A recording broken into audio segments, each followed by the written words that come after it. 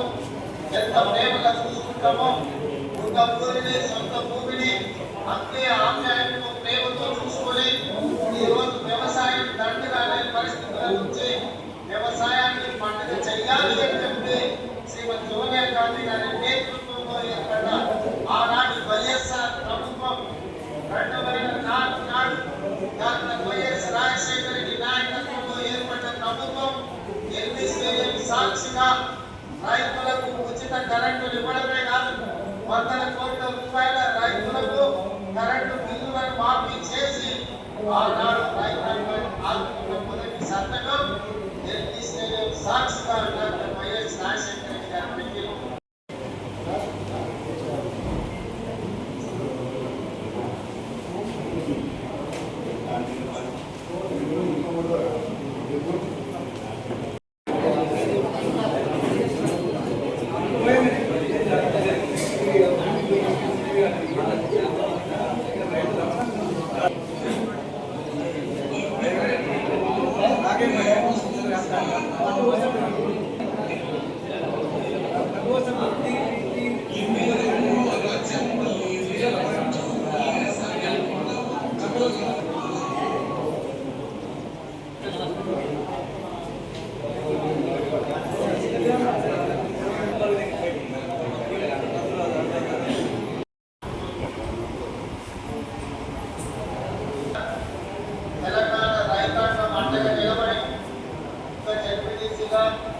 శాసనమండలి సభ్యులుగా, శాసనసభ్యులుగా, పార్లమెంట్ సభ్యులుగా ఈనాటి తెలంగాణ రాష్ట్రానికి అతి చిన్న వయసులో ముఖ్యమంత్రిగా అవకాశాన్ని ఇచ్చి ఆశీర్వదించిన లక్షలాది మంది తెలంగాణ రైతాంగానికి మనస్ఫూర్తిగా నేను కృతజ్ఞతలు తెలియజేస్తున్నాను. మిత్రులారా, మీకు అందరికీ తెలుసు, ఈ తెలంగాణ గడ్డ మీద నుంచి ఆనాడు భూమి కోసం, భూమి కోసం, విముక్తి కోసం జరిగిన సాయుధ రైతాంగ పోరాటాలు మీకు తెలిసి ఆనాడు ఆదిలాబాద్ అడవి బిడ్డలు రామ్జీ కోడు కొమరం జమీన్ జంగల్ కోసం ఆనాడు అసలు వాసి విషయాలు తెలుసు.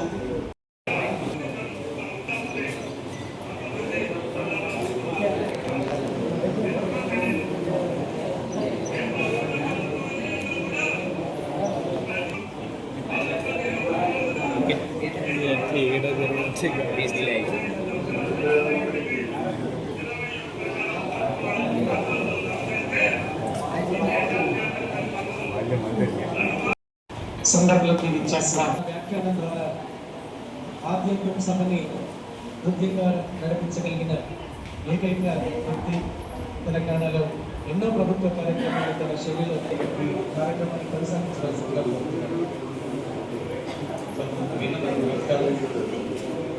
ఒక హైదరాబాద్ నగరానికో తెలంగాణ రాష్ట్రానికో కాదు,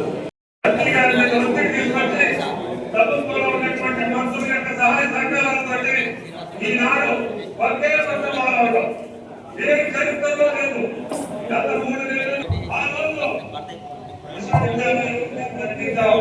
ముఖ్యమంత్రి గారు 9 రోజుల్లోనే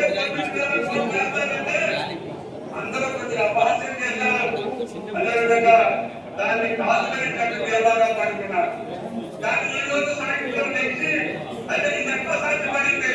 రేవంత్ రెడ్డి గారు చేసేటటువంటి కార్యక్రమం నిజంగా జరిగిందని వాటి తెలిసి చేసుకునే లోపలనే 9,000 కోట్లు ఈ రోజు రైతుల ఖాతాల్లో సుమారు 70 లక్షల మంది రైతుల జేబులో ఇందాక సత్తాయ్య గారు ఇంత ఆగేసి ఇక్కడికి వచ్చారని చెప్పడం ఈ సందర్భంగా మనం చెప్తున్నాం.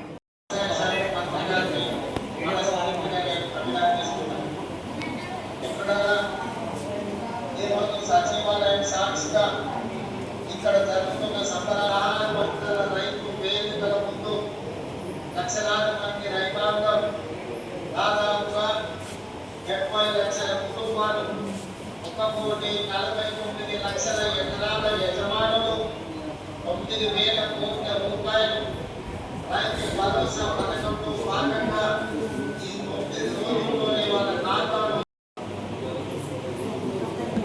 రైతు వేదిక నుంచి గౌరవ మంత్రివర్యులు, జగిత్యాల జిల్లా వెగడపల్లి నుంచి గౌరవ మంత్రివర్యులు, అలాగే యాదగిరిగుట్ట మార్పు రైతు వేదిక నుంచి మన గవర్నమెంట్ ఆంధ్ర ఎమ్మెల్యే